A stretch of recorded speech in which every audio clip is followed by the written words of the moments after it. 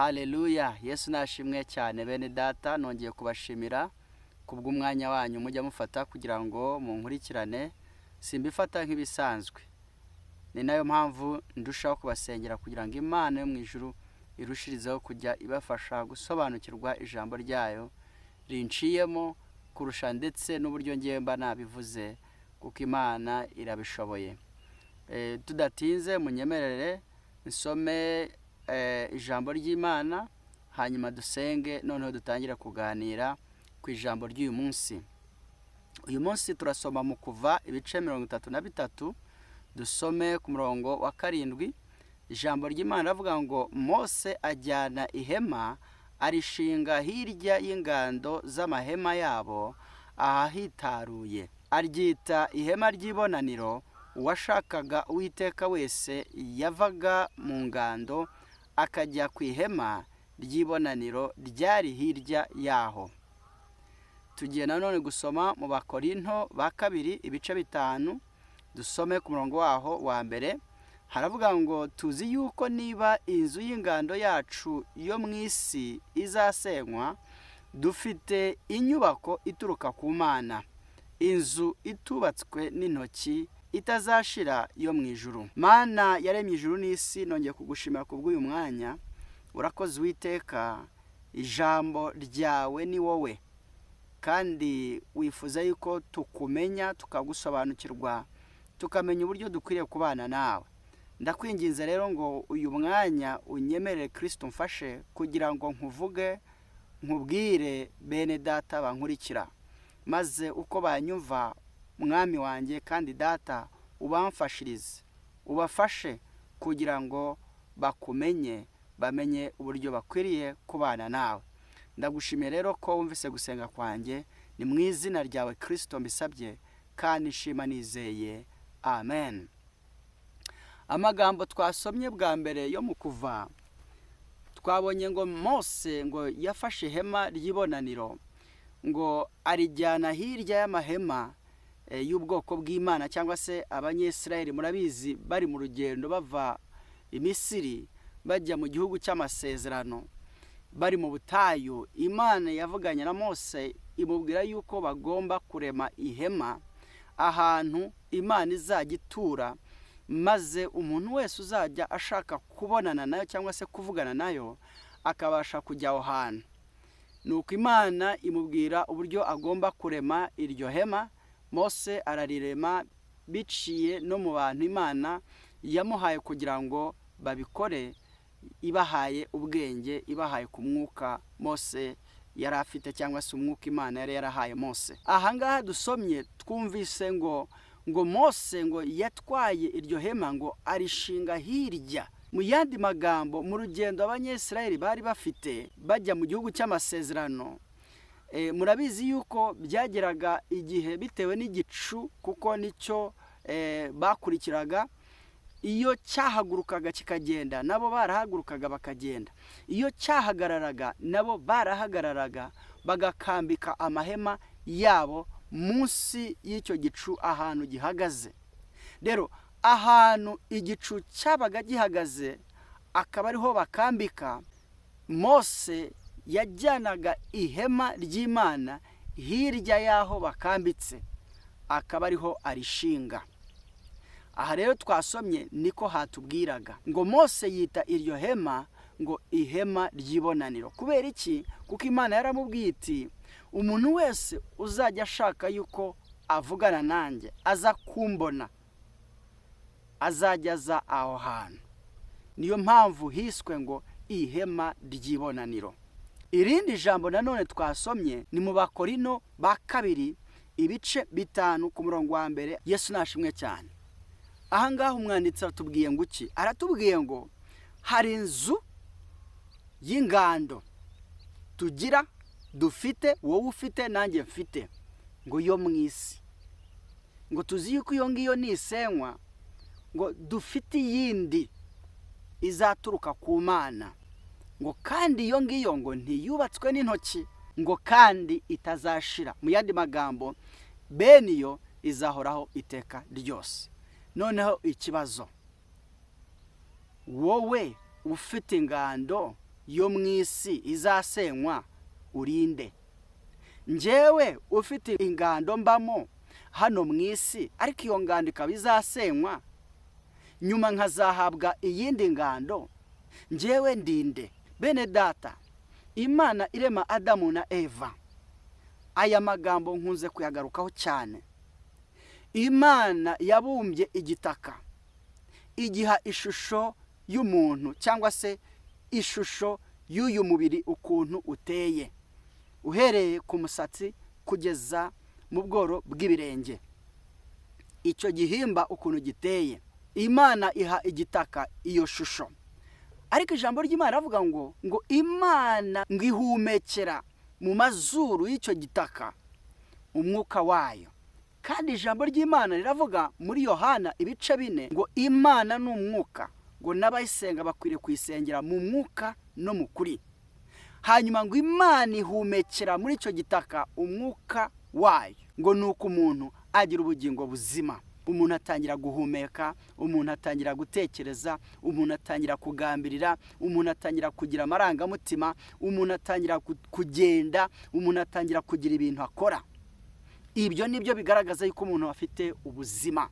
Yesu nashimwe cyane. Gutekereza, kwibwira, kugambirira mu mutima wawe, kugira amarangamutima, kugira ibikorwa ukora, kureba, kumva, kuvuga, ibyo byose nibigaragaza yuko umuntu ari muzima. Rero ngo umuntu cyangwa se cya gitaka kigira ubuzima. Kandi mwibuke ijambo ry'Imana ravuga ngo Imana yaremye umuntu mu ishusho yayo. Twakunze kugenda tubibona, tubona yuko ishusho y'Imana ari umwuka, kuko ijambo ry'Imana rivuga ko Imana ari umwuka. None turibaza tuti se Imana nimba ari umwuka kandi ikaba yaraturemye mu ishusho yayo, ishusho y'Imana dufite ni iyihe? Ni wa mwuka Imana yashize mu gitaka. Mu yandi magambo, umuntu nyawe ni umwuka. Rero wowe nk'umwuka ufite ingando ubamo. Iyo ngando ubamo hano mu isi izasenywa. Hari igihe kizagera isenywe, hari igihe kigera iyi ngando igasenywa. Ari byo tugereranya no gupfa. Urupfu rwa mbere niko Bibiliya irwita, urupfu rw'umubiri. Yesu nashimwe cyane. Rero uyu mubiri bijya bigera igihe tukawakwa, ariko twebwe twakwa uyu mubiri turi bande? Turi umwuka uba muri uwo mubiri, wa mwuka Imana yashyize mu mubiri. Yesu nashimwe cyane. Rero niki nshaka yuko uyu munsi twiga? Uyu munsi ndifuza yuko twiga gusobanukirwa uburyo dukwiriye gusoma ijambo ry'Imana, uburyo dukwiriye kwiga ijambo ry'Imana. Ni gute twiga ijambo ry'Imana? Wowe nk'umukristo, wowe wakiriye Yesu nk'umwami n'umukiza mu bugingo bwawe, muri wowe Yesu akaba kurimo kuko wamwakiriye. Ni gute wiga ijambo ry'Imana kandi ni gute usenga? Yesu nashimwe cyane. Ni ingenzi cyane yuko usobanukirwa iki kintu. Ariko nari mpereye kukurebera hamwe wowe uriwe. Uri umwuka kandi utuye muri uyu mubiri. Kandi twabonye yuko Mose ngo yaremye ihema ry'ibonaniro, ngo iryo hema ngo arishyira hirya y'amahema yaho Abanyesirayeli bari bakambitse. Ngo noneho buri muntu wese wakwifuza kubona Imana, wakwifuza kubonana n'Imana, ngo akajya muri iryo hema. Ngo ndetse ni nayo mpamvu iryo hema ngo ryiswe ihema ry'ibonaniro, kuko ariho hantu umuntu wese washakaga kubonana n'Imana yajyaga. Bene data, hari ahantu umuntu w'Imana wese akwiriye kujya kugira ngo abonane n'Imana. Mu gihe cy'isezerano rya kera, Imana yari yarabwiye Mose kurema iryo hema, ndetse ngo iryo hema ngo akarishyira hirya y'amahema yabo ahantu bakambitse hirya yaho. Buri muntu noneho wese washaka kureba Imana, kuvugana n'Imana, kuganira n'Imana, kugisha inama Imana, kugira icyo asaba Imana, akaba ari hajya. Ariko mu gihe cy'isezerano rishya, bene data, mu Bakorino ba mbere ibice 6 ndakeka ku murongo wa 19 haravuga ngo mbese ntimuzi yuko imibiri yanyu ari insengero z'umwuka w'Imana uba muri mwe?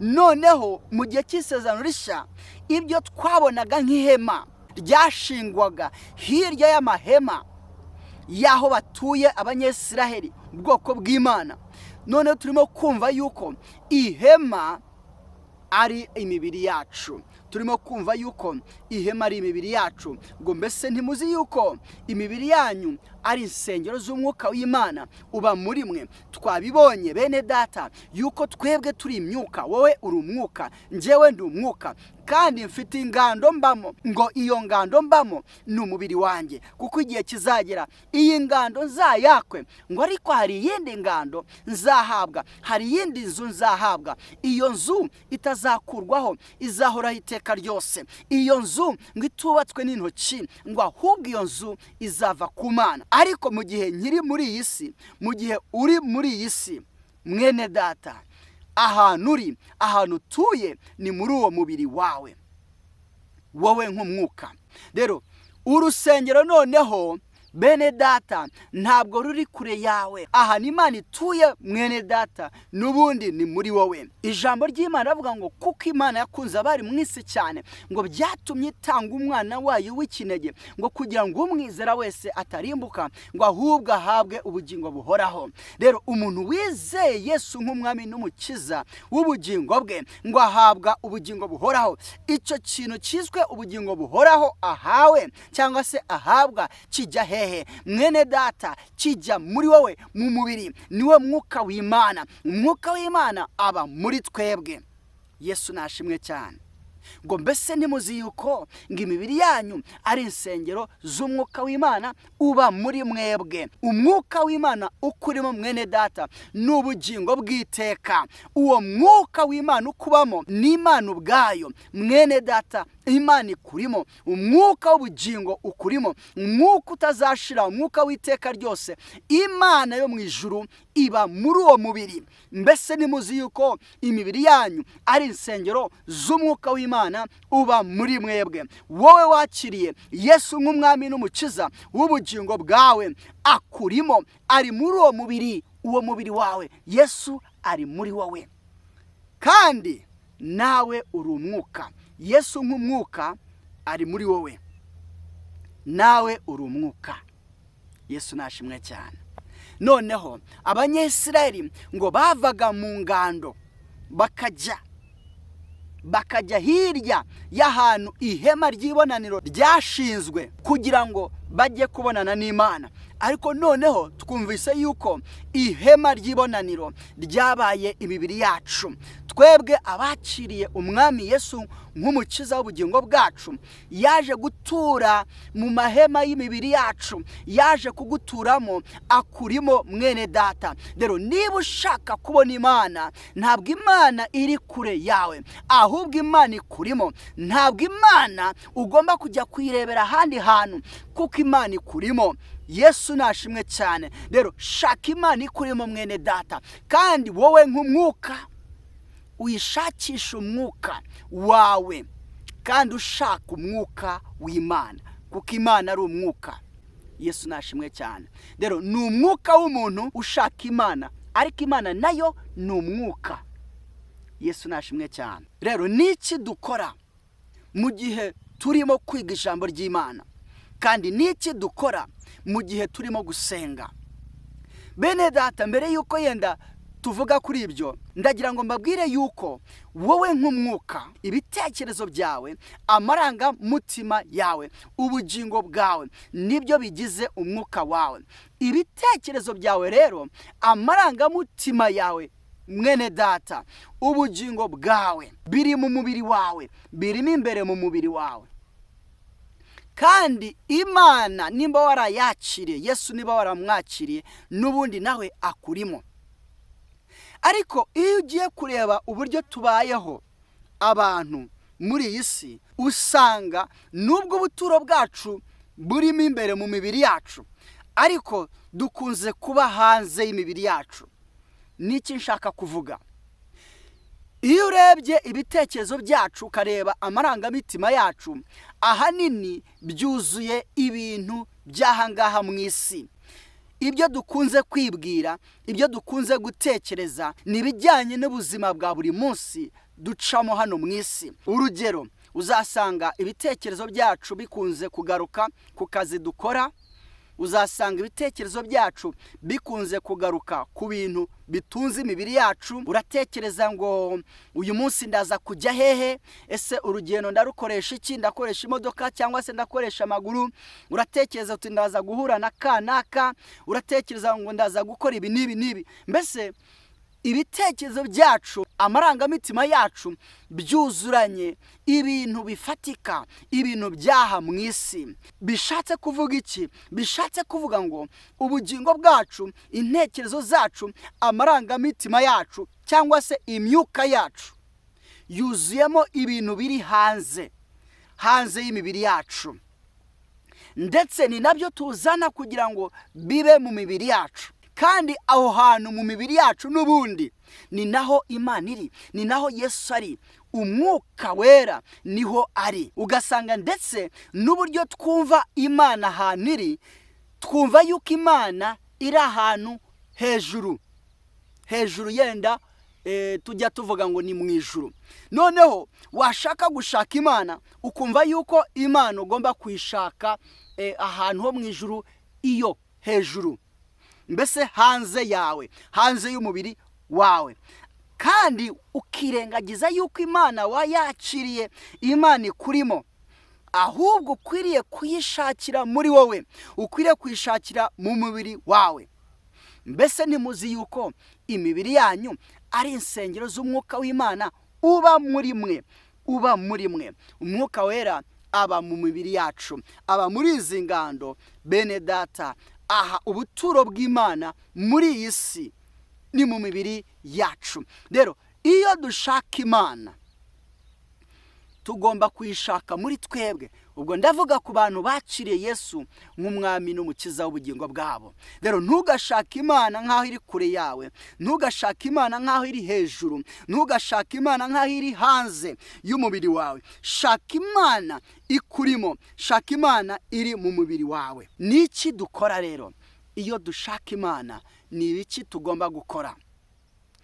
Iyo urebye icyo Abanyesirayeli bakoraga bagiye ku ihema ry'ibonaniro, hanze y'ihema ry'ibonaniro, ubwo ndavuga ku muryango wabinjizaga mu ihema ry'ibonaniro, habaga hateretse igikarayi. Icyo gikarayi cyabagamo amazi. Ayo mazi rero ku muntu wabaga aje kubonana n'Imana, yazaga aho imbere y'uwo muryango, agakaraba mu maso, agakaraba intoki, agakaraba ibirenge. Biriya bintu Abarabu bakora mbere y'uko basara cyangwa se basenga, biriya bintu bakora bifite ahantu bikomoka, kandi ahantu bikomoka n'ubundi bahahuriyeho n'Abanyesirayeli. Kuko Abarabu bakomoka kuri Ishimayeli. Ishimayeli yari umwana wa Aburahamu, kandi Aburahamu nanone yabyaye Isaka. Isaka ukomokwaho Abanyesirayeli. Ni ukuvuga ngo iyo migenzo barayisangiye. Ni imigenzo rero bakoraga mbere y'uko basenga, mbere y'uko ndetse banarya. Yesu nashimwe cyane.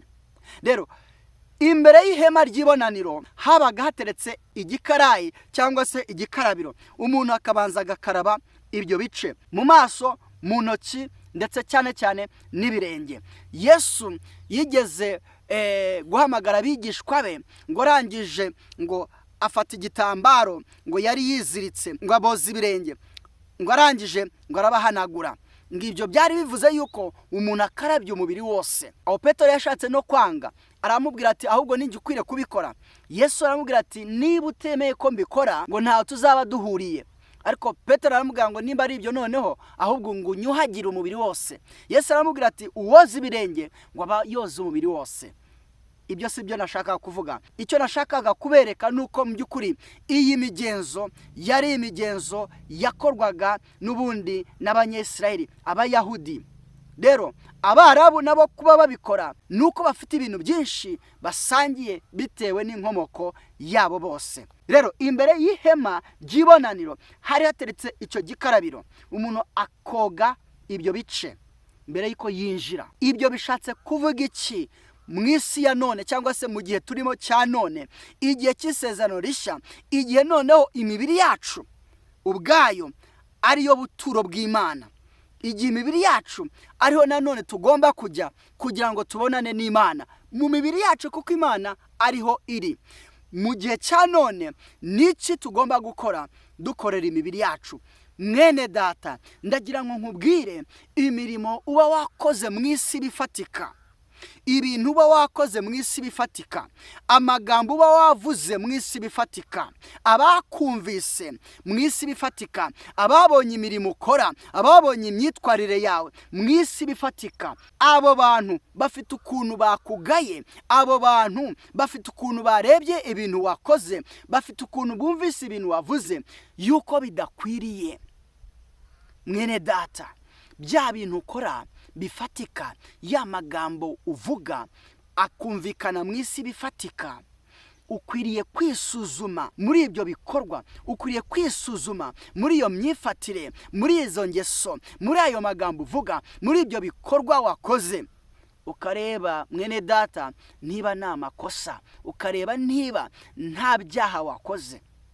Hanyuma wareba ko hari icyo wakoze kidakwiriye, ukiyeza, ukitunganya. Uko niko gukaraba, uko niko gukaraba. Gukaraba ibiganza, gukaraba intoki, ni ugukaraba imirimo mibi twakoze. Gukaraba ibirenge ni ugukaraba inzira twagendeyemo zidakwiriye. Gukaraba mu maso ni ugukaraba iminwa, amagambo twavuze adakwiriye, ibyo twarebye bidakwiriye, amatwi ibyo twumvise bidakwiriye. Uko niko gukaraba. Yesu nashimwe cyane. Haleluya. Rero mu gihe cya none bene data, kuko imibiri yacu ari insengero z'umwuka w'Imana uba muri twebwe, mbere yuko twinjira ahantu Imana ituye, tugomba kwiyezaho imirimo mibi tuba twakoze mu isi bifatika. Hanyuma ugatangira urugendo rwo kwinjira muri wowe, rwo kwinjira ahantu ho muri wowe Imana ituye, kugira ngo ugende ubonane n'Imana. Twebwe abantu b'imyuka ntabwo dukunze kuguma mu mibiri yacu ngo ubuzima bwacu bwa buri munsi ngo dukomeze tubeho ariko tugumye mu mibiri yacu. Ntabwo ariko tubaho. Uburyo tubamo, tuva mu mibiri yacu ahubwo tukaba hanze y'imibiri yacu. Twabivuzeho kuko Imana iri mu mibiri yacu kandi ushaka kujya kwireba, kwibona, kuvugana nayo, kuganira nayo. Mbere yuko twinjira mu mibiri yacu, tugomba kubanza gukaraba. Nk'uko Abanyesirayeli mbere yuko binjiraga mu ihema ry'ibonaniro, uyu munsi ihema ry'ibonaniro rikaba ari imibiri yacu, nabo babanzaga gukaraba mbere yuko binjira muri rya hema.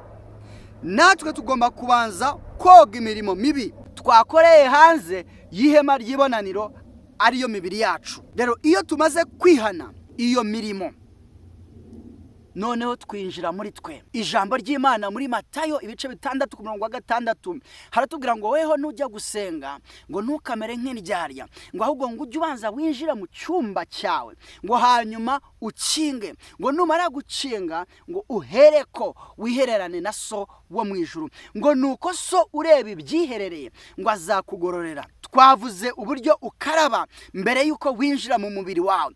Iyo umaze rero gukaraba, ugomba kwinjira muri wowe, ariko cyane cyane ukajya mu cyumba. Icyumba ni ikihe? Icyumba ni umutima wawe. Warangiza kwinjira mu cyumba ugakinga iki? Wibuke twavuze yuko uburyo dukunze kubaho hanze. Ubuzima bwacu dukunze kubaho hanze y'imibiri yacu. Ni hehe duca iyo dusohoka imibiri yacu kugira ngo tujye hanze? Hari amarembo, hari imiryango ducamo. Amaso yacu, amatwi yacu, intekerezo zacu zikajya hanze, amarangamutima yacu ajya asohoka akajya hanze. Hari amarembo bicamo. Yesu nashimwe cyane. Ayo marembo rero tugomba kuyafunga. Hari amarembo y'ibitekerezo byawe, hari amarembo y'amarangamutima yawe, hari amarembo y'amaso yawe, hari amarembo y'amatwi yawe. Ayo marembo atuma usohoka ugomba kuyakinga. Noneho ukaguma mu mubiri wawe kugira ngo ugumane n'Imana, ugatumbira ku Mana, ugatekereza ku Mana gusa. Cya kintu ushaka gusobanuza Imana akaba ari cyo utumbiraho ubaza Imana, kandi amatwi yawe agatumbira kukumva igisubizo cy'Imana, amaso yawe agatumbira kukureba Imana, icyo Imana ikwereka. Noneho amaso yawe y'umwuka niyo ndimo kuvuga, ntabwo arimo kureba ibyo hanze y'umubiri, ahubwo arimo kureba ya Mana iri mu mubiri, iri hantu hirengeye ho mu mutima wawe, aha ni Imana ituye wakiriye. Iyo Mana amaso y'umwuka akayireba, amatwi y'umwuka akayireba, ubugingo bwawe bukayitumbiraho, intekerezo zawe zikayitumbiraho, amarangamutima yawe agashakayo. Twari turimo kuvuga ngo ni gute twiga ijambo ry'Imana. Iyo ufashe Bibiliya ujye uyifata nk'Imana mu nyandiko. Bibiliya ni Imana mu nyandiko, ariko Imana nk'inyandiko nta buzima iba ifite, ahubwo mu Mana nyandiko mo imbere hari ubuzima buhishe. Ubwo buzima niwo mwuka w'ubugingo. Yesu nashimwe cyane. Rero ujye ufata Bibiliya uyubahe nk'Imana mu nyandiko, ariko icyo wifuza nuko muri iyo Mana nyandiko ubasha guhishurirwamo ubugingo, ubasha kubona Yesu agusobanukiwe, umusobanuriwe, umumenye, umuhishuriwe, akuzaniye ubugingo, akuzaniye ubuzima butunga ubugingo bwawe, akuzaniye gukiranuka, akuzaniye imbaraga ukeneye kugira ngo zigushoboze kubaho muri iyi si kandi ukiranuka, ugendera mu butware bw'Imana. Rero ijambo wamaze gusoma mu Mana nyandiko muri Bibiliya, iryo jambo niryo ugendana naryo ujya kureba Imana muri wowe, hanyuma ukinjira ugafunga, ugatumbira kuri ya Mana ndetse na rya jambo wazanye, hanyuma ugatangira kugirana ikiganiro n'Imana, ukayibaza uti Mana, iri jambo ryawe nasomye ko ryavuze gutya na gutya, rishatse kuvuga iki? Kubera rero amatwi yawe y'umwuka atumbiriye kuri yo kandi n'amaso yawe atumbiriye kuri yo, ugomba kwizera nanone yuko Imana iza kukuganiriza, ugatuza. Aho hantu ugomba kuhaturiza, noneho ugatega amatwi y'ubugingo, ukumva icyo Imana igusobanurira, ukumva amagambo y'Imana. Haleluya! Aho niho Aburahamu yasinziririye ku gicaniro. Yenda tuzabigarukaho, tuvuge ukuntu udakwiriye gusinzira uri aho hantu. Bene data, iyo umuntu ari aho hantu, iyo umuntu yinjiye muri we akajya kubonana n'Imana, agashobora koko gukinga umuryango we, akabishobora, Satani aho hantu ajya kunda kuhaterera abantu, kuko abazi yuko bagiye kubona, bagiye kumva, bagiye kugira ikintu cyiswe ubugingo buhoraho. Kandi ntabwo Satani yakwifuza yuko tugira ubugingo buhoraho. Aho hantu bene data niho hantu umuntu agirira ibitero bikomeye cyane bituruka kuri Satani. Aho hantu umuntu ashobora kuhagirira ibitotsi bikomeye. Ni kimwe na bya bitotsi Aburahamu yagize ku gicaniro. Imana imaze kumubwira ngo atunganye inyama, ngo narangiza ngo hanyuma ngo ategereze Imana ngo ize babonane. Aho hantu bene data dutegerereza Imana kugira ngo tubonane nayo, ahantu muri ubwo buturo bw'Imana ahantu ituye, ahantu abanyeseri bajyaga mu ihema ry'ibonaniro bakabanza bagakaraba ngo bakinjira, barangiza ngo bakahajya kugira ngo bajye kubonana n'Imana.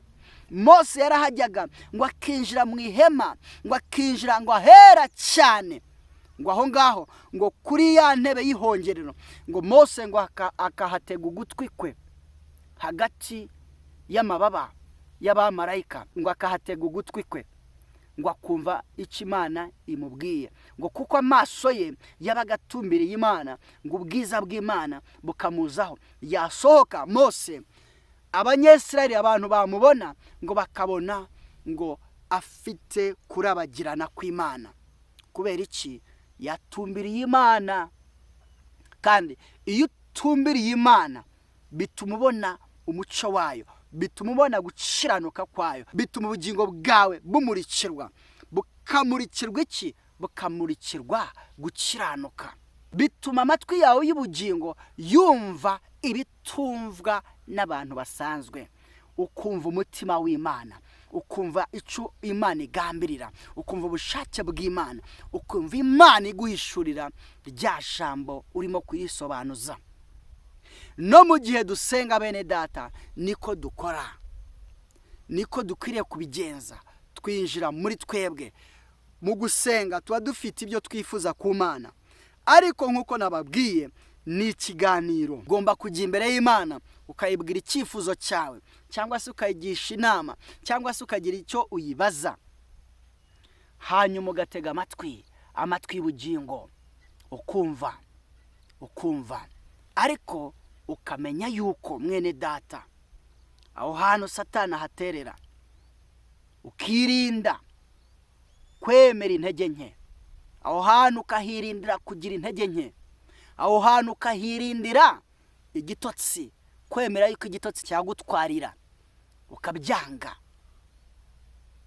ugasaba ubufasha kugira ngo Imana igufashe we kuhasinzirira, we kuhagirira intege nkeya. Kandi buri kintu cyose Imana ikubwira, igusangiza, ivugana nawe, ubashe kucyumva, kugira ngo uhave ukihakuye. Nujya gusohoka mu mubiri wawe, aricyo cya gihe tujya gutanga ibyo Imana yatubwiye, tujya gutanga ibyo Imana yaduhaye, tujya gusengera abantu ibibazo yenda bafite, kuko Imana yaduhaye imbaraga zabyo. Cyagiye dusohotse twebwe nk'imyuka gukora uwo murimo w'Imana, gukora ibyo bintu Imana itubwiye, kuvuga ijambo ry'Imana Imana iduhishuriye, kugira ngo icyo Imana yaduhereye hariya hantu tutakihatakariza. Biradusaba yuko tukomeza kuba maso, ntiwemere ubugingo bwawe kugira intege nkeya, ntiwemere ubugingo bwawe gusinzira, ntiwemere ubugingo bwawe kudakomeza gutumbira. Bugomba gutumbira, ndetse na cya kintu Imana ikubwiye iguhaye ukagifata, ugifatisha ibitekerezo byawe, ugifatisha umutima wawe, kuko imitima yacu, intekerezo zacu bigira amaboko. Yesu nashimwe cyane. Rero ukabifata. Kubifata ni iki? Ni ukutabyibagirwa, ni ugukomeza kubyibwira, ni ugukomeza kubigambirira, ni ugukomeza kubyifuza mu mutima wawe, bya bintu Imana iguhaye. Ibyo nibyo bituma utabyibagirwa. Amaboko y'ibitekerezo ni ugukomeza kwibwira bya bintu. Nicyo cyerekana yuko amaboko yawe akora. Gukomeza kwibwira bya bintu, gukomeza kwifuza bya bintu, nibyo byerekana yuko amaboko yawe yafashe ikintu. Noneho twasohoka, tugasohokana cya kintu, kandi tukajya kugiha abantu. Yesu nabaho umugisha. Mana yaremye ijuru n'isi, ndakwinginze kugira ngo Uwera wa Isirayeli ufashe bene data, nanjye umfashe, kugira ngo tumenye uko tugomba kwiga ijambo ryawe, tumenye ko tugomba gusenga, tumenye uburyo bwo kuza imbere yawe, kandi tumenye Uwera wa Isirayeli uburyo bwo gucinga imiryango yacu, kandi tumenye uburyo bwo kwemera tukakwiharira, kandi nawe ukatwiharira, tukemera kugirana ubusabane nawe, ukatwinjiramo, natwe tukakwinjiramo Uwera wa Isirayeli. Kandi tumenye uburyo aho hantu tutagomba kuhasinzirira, tutagomba kuhagirira intege nkeya. Mana, uduhe ubushobozi bwabyo, kugira ngo dukomeze tube maso turi imbere yawe. Kandi icyo uduhaye Mana, amaboko y'imitima yacu, amaboko y'intekerezo zacu, bibashe Mwami Imana gufata Mwami bya bintu waduhaye, kubifata nk'iby'agaciro kurusha ibindi byose. Dukomeze twibwira ibyo bintu. Ubwira Yosuwa, amubwira uti, ibiri muri iki gitabo ngo ntukarorere ngo kubihamisha akanwa kawe, ngo ahubwo ujye ubitekereza amanywa na nijoro, ujye ubitekereza. Mana, udufashe kugira ngo aho hantu natwe tuhatekerereze ibyo utubwiye buri mwanya, ndetse nitunahava Mwami, dukomeze dutekereze, twibwire, tugambirire bya bintu, kugira ngo kandi tunabikore mu gihe turi hanze y'imibiri yacu, mu gihe udutumye kujya kugukorera. Mana ishobora byose, kugira ngo icyo wadutumye aba ariko tugikora, tutagize icyo duhinduraho, tutagize icyo dukuraho, cyangwa se icyo twongeraho. Ndagushimiye, ufashe bene data nanjye umfashe, ni mu izina Yesu tubisabye kandi dushima twizeye, amen. Mureke turekeraho bene data, Imana ibaho umugisha, amen.